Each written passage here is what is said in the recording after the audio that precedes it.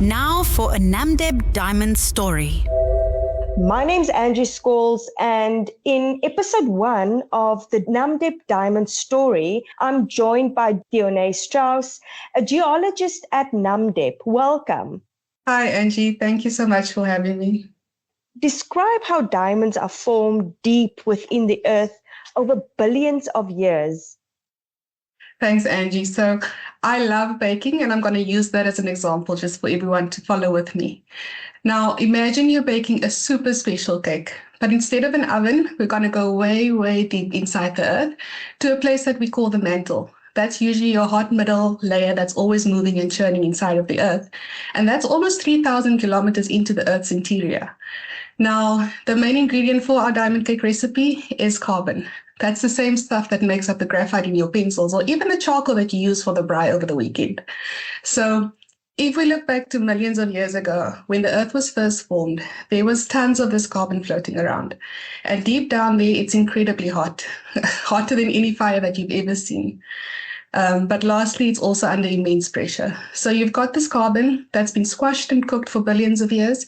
And over all that time, these carbon atoms, which normally just hang out loosely like in your pencil, they get pushed and squeezed so tightly together that they rearrange themselves into this perfect, super strong, sparkling structure that we call a diamond. It's like magic, but it's actually pure science. Deone, we'd also like to know, can you describe the kind of conditions, pressure, temperature, and materials are necessary for diamond formation? Definitely. So first of all, we have the temperature, as I mentioned, and it needs to be scorchingly hot. So between 500 and 4,000 degrees Celsius. So that's like the sunniest, hottest day on Earth multiplied by 1,000, if I just put it into context for all of you. And without this extreme heat, the carbon just won't get excited enough to rearrange itself into a diamond. Then, as you mentioned, there's also the pressure. Now, this is the real star of the show. We're talking about pressures ranging from 45 to 60 kilobars. Now, what does that mean for real life? Imagine trying to flatten a mountain into a tiny pebble. That's the kind of intense squeeze that we're talking about. Now, this massive pressure forces these carbon atoms into their tight, super strong diamond structure. And without this incredible squeeze, the carbon would just stay as soft and flaky like the graphite in our pencils. And then finally, like you mentioned again, the materials, it's all about the carbon. But it's not just any carbon. It's specific types of carbon that were trapped deep within the Earth's mantle when the Earth was still young. So we also can find some tiny traces of elements like your nitrogen, and this could give diamonds its beautiful colors, like the famous yellow diamond, for example, from South Africa. So truly a perfect storm of conditions and ingredients that come together over eons. Deone, just a last question. Can you explain how rare the journey is from carbon to crystal?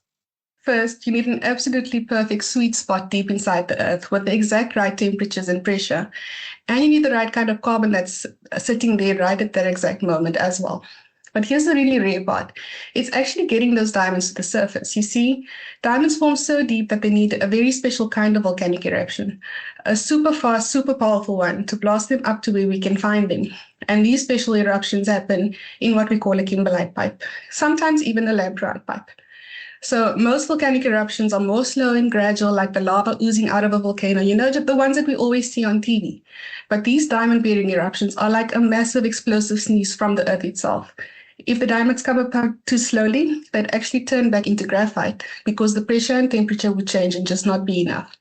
So the fact that a tiny piece of carbon can go on this epic billions of years long adventure, survive these extreme conditions, and then be explosively rocketed to the surface without turning back into graphite, it truly just makes every single diamond a testament to our planet's incredible power and patience.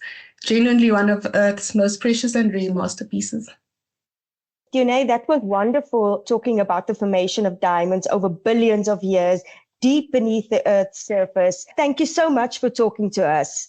No, thank you for having me. I truly enjoyed it. That was your weekly Namdeb diamond story.